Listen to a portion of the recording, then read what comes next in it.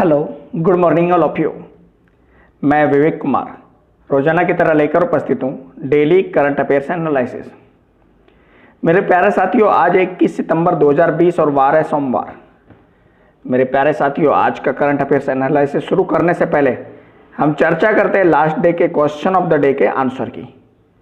साथियों, last day हमने question पूछा था कि निम्न में से किस भारतीय को जर्मनी द्वारा 2020 का लाइफ टाइम अचीवमेंट अवार्ड दिया गया है। Option A Aditya Puri, option B Roshni Singh, option C Piyush Goyal और ऑप्शन डी रघुराम राजन। तो साथियों, मेरे जर्मनी द्वारा लाइफ टाइम अचीवमेंट अवार्ड जो दिया गया है वो दिया गया है आदित्य पुरी को। ऑप्शन ए राइट आंसर था कल के हमारे क्वेश्चन का, आदित्य पुरी।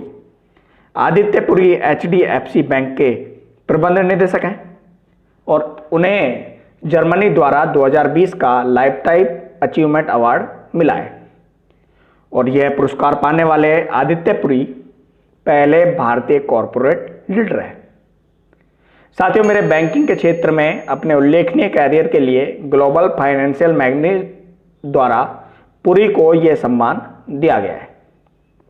तो यह था हमारा लास्ट डे का क्वेश्चन, जिसका राइट आंसर था ऑप्शन ए आदित्य पुरी। आत्मविश्वास के साथ आप गगन चूम सकते हैं और आत्मविश्वास के बिना मामूली सी उपलब्धियां भी आपकी पकड़ से परे है। इसी मोटिवेशन के साथ शुरू करते हैं आज का हमारा करंट अफेयर्स एनालिसिस। क्वेश्चन संख्या फर्स्ट से, निम्न में से किस राज्य की सरकार ने राज्य के सूक्ष्म लघु और मध्यम उद्यमों यानी कि MSME परिस्थिति के तंत्र को विकसित करने के लिए Bharatiya Laghu Udyog Vikas bank, small industry development bank of India के साथ एक समझौता ज्ञापन पर हस्ताक्षर किए? ऑप्शन ए राजस्थान की सरकार ने, ऑप्शन बी मध्य प्रदेश सरकार ने, ऑप्शन सी महाराष्ट्र सरकार ने और ऑप्शन डी केरल सरकार ने। साथियों, मेरे सिडबी का नाम आपने सुना होगा। सिडबी यानी कि Bharatiya Laghu Udyog Vikas bank, small industry development bank of India. इसके साथ MSMEs को पारिस्थितिकी तंत्र को मजबूत करने के लिए किस राज्य की सरकार ने समझौता ज्ञापन पर हस्ताक्षर किए? राजस्थान राज्य की सरकार ने। ऑप्शन ए राइट आंसर है, राजस्थान राज्य की सरकार ने। साथियों, मेरे इस समझौते की बात की जाए तो यह समझौता ज्ञापन राजस्थान राज्य सरकार को बेहतर जानकारी और MSME की समस्याओं को बेहतर समाधान प्रदान करने में मदद करेगा। इस समझौता ज्ञापन के अंतर्गत राजस्थान का उद्योग विभाग और सिडबी राज्य में MSMEs को वित्तीय, तकनीकी, विपणन और निर्यात सहायता प्रदान करने के लिए साथ मिलकर काम करेंगे। सिडबी के साथ यह साझेदारी राज्य की नवीन क्लस्टर आधारित विचार को बढ़ावा देगी। राजस्थान राज्य के मुख्यमंत्री श्री अशोक गहलोत ने इस प्रकार की घोषणा की है। नेक्स्ट क्वेश्चन संख्या 2, निम्न में से किस राज्य की सरकार ने मुख्यमंत्री महिला उत्कर्ष योजना MMUY का शुभारंभ किया है? Option A Rajasthan, option B Gujarat, option C Punjab, option D Kerala. साथियों, मेरे महिला उत्कर्ष योजना, मुख्यमंत्री महिला उत्कर्ष योजना का शुभारंभ किया है गुजरात राज्य की सरकार ने। ऑप्शन बी राइट आंसर है, गुजरात राज्य की सरकार ने। गुजरात के मुख्यमंत्री श्री विजय रूपाणी ने मुख्यमंत्री महिला उत्कर्ष योजना की शुरुआत की है। साथियों, इस योजना की बात की जाए तो मुख्यमंत्री महिला उत्कर्ष योजना राज्य में महिलाओं के समूह को ब्याज मुक्त ऋण प्रदान करेगी। इसके अंतर्गत शहरी क्षेत्रों में 50,000 संयुक्त देयता और अनिर्घ समूह का गठन भी किया जाएगा। इसी तरह ग्रामीण क्षेत्रों में भी 50,000 ऐसे ही समूह बनाए जाएंगे।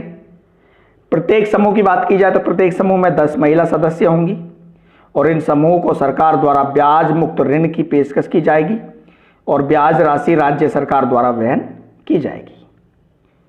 गुजरात सरकार शीघ्र ही बैंकों के साथ समझौता ज्ञापन पर हस्ताक्षर करने जा रही है और इन महिला समूह को दिए जाने वाले ऋण के लिए स्टाम्प शुल्क भी माफ करने का निर्णय लिया गया है। नेक्स्ट क्वेश्चन संख्या 3, निम्न में से किस भारतीय युवा को सतत विकास लक्ष्यों सस्टेनेबल डेवलपमेंट गोल्स के 2020 क्लास ऑफ 17 यंग लीडर्स के लिए चुना गया है? Option A Amit Mishra, option B Priyanshu Patnaik, option C Arnav Kashyap और option D Udit Singhal. Youngs leader 2020 के लिए जिन्हें चुना गया है उनका नाम है Udit Singhal. Option D right answer है उदित सिंघल।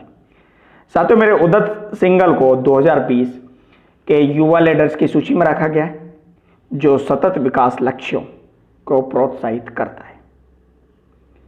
साथियों Udit Singhal as a young leader for the SDGs, I will be an active agent of change. I hope to be able to encourage communities to embrace a better civic sense to create sustainable living spaces.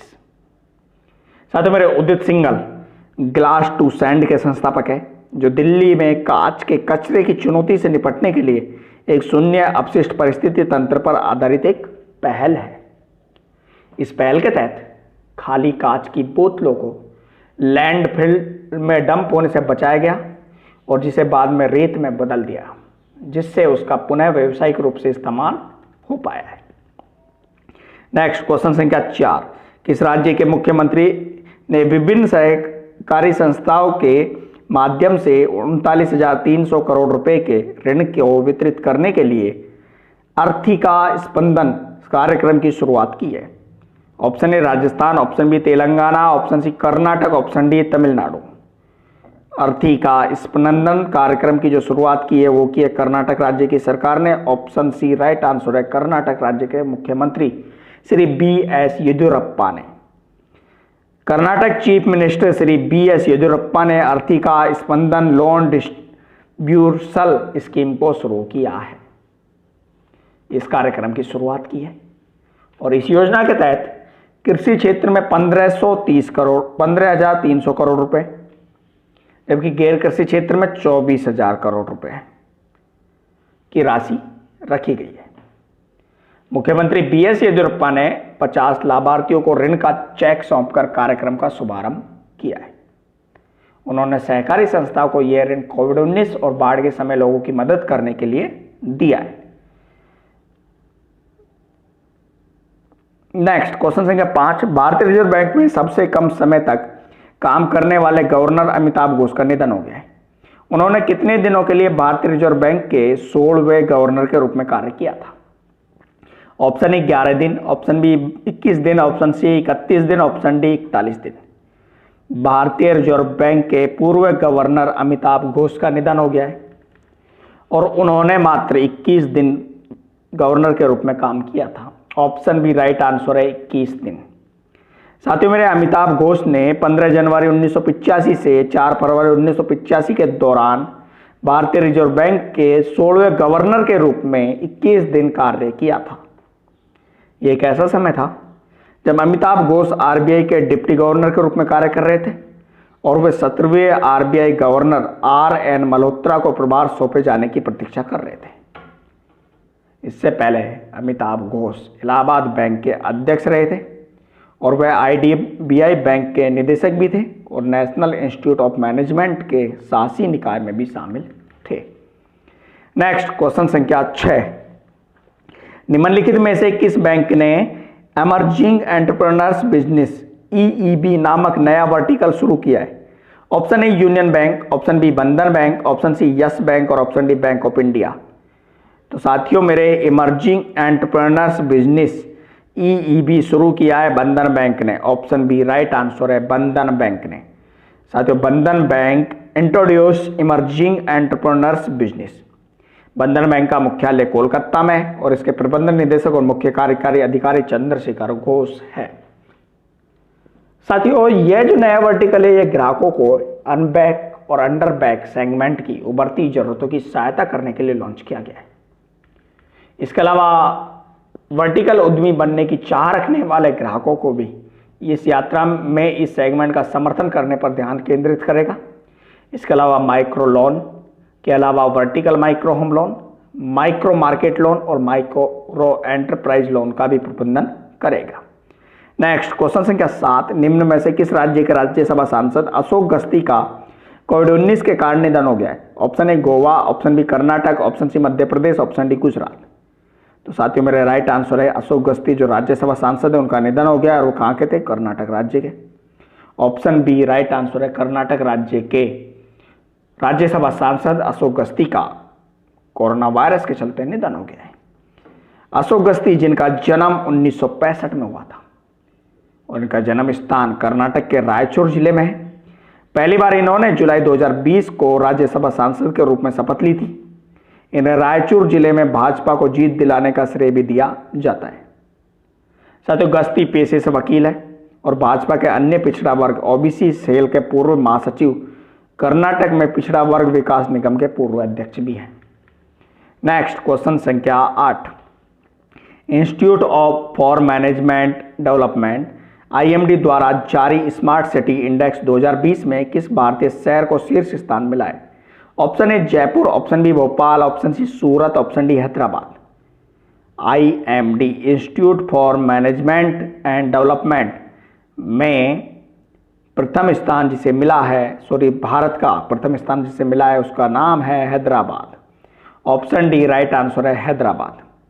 साथियों global smart city index में हैदराबाद को 85वीं rank मिली है। कौन सा स्थान मिला है? 85वां स्थान। पिछले साल कौन सा था? 67वां। 18 स्थान गिरकर कितना हो गया? 85वां स्थान। Institute of management for management development IMD ने Singapore university for technology and design के साथ मिलकर स्मार्ट सिटी इंडेक्स 2020 जारी किया है। इसमें कुल 109 शहरों का सर्वेक्षण किया गया और यह सूचकांक आर्थिक और तकनीकी डेटा और वहां नागरिकों की धारणा कि उनके शहर कितने स्मार्ट है के आधार पर शहरों को रैंक प्रदान करता है। इस सूचकांक में पहले स्थान पर सिंगापुर, दूसरे स्थान पर हेलसिंकी, तीसरे स्थान पर जूरिच, चौथे स्थान पर ऑकलैंड, पांचवें पर ओस्लो इत्यादि शामिल हैं। स्मार्ट सिटी इंडेक्स 2020 में भारतीय शहरों की रैंकिंग में महत्वपूर्ण गिरावट देखी गई है। नेक्स्ट क्वेश्चन संख्या 9, विश्व बैंक की मानव पूंजी सूचकांक 2020 ह्यूमन कैपिटल इंडेक्स 2020 में भारत को कौन सा स्थान मिला है? ऑप्शन ए 108वां, ऑप्शन बी 112वां, ऑप्शन सी 116वां, ऑप्शन डी 120वां। तो मानव पूंजी सूचकांक 2020 रिपोर्ट में भारत को मिला है 116वां स्थान। ऑप्शन सी राइट आंसर है 116वां स्थान। भारत को कौन सा स्थान मिला है? 116वां स्थान। साथियों विश्व बैंक की तरफ से 16 सितंबर को यह रिपोर्ट जारी की गई थी और 2018 के मुकाबले भारत के स्कोर में सुधार देखने को मिला है। वर्ष 2018 में क्या था? भारत का स्कोर था 0.44 रहा, जो हालिया रिपोर्ट में बढ़कर कितना होगा? 0.49। पिछले साल भारत इस सूचकांक में 115वें स्थान पर था। नेक्स्ट और आज का अंतिम क्वेश्चन संख्या 10, निम्न में से किस राज्य के प्रमुख आयुर्वेद चिकित्सक PR कृष्ण कुमार का निधन हो गया है? Option A Uttar Pradesh, option B Tamil Nadu, option C Kerala, option D Himachal Pradesh. तो भारतीय आयुर्वेद चिकित्सक PR कृष्ण कुमार का निधन हो गया और वो किस राज्य से है? Tamil Nadu. Option B right answer है तमिलनाडु। साथियों मेरे आयुर्वेद चिकित्सक PR कृष्ण कुमार प्रतिष्ठित कोयम्बटूर आर्य वैद्य फार्मेसी AVP के संस्थापक और प्रबंध निदेशक होने के साथ साथ कोयम्बटूर के प्रसिद्ध अविनाशिलिंगम विश्वविद्यालय के कुलपति भी थे। भारत सरकार ने उन्हें चिकित्सा में दिए उनके उत्कृष्ट योगदान के लिए वर्ष 2009 में पद्मश्री पुरस्कार से भी सम्मानित किया था। मेरे प्यारे साथियों, ये था आज का हमारा करंट अफेयर्स GK का एनालिसिस। अब बात करते हैं आज का क्वेश्चन ऑफ द डे।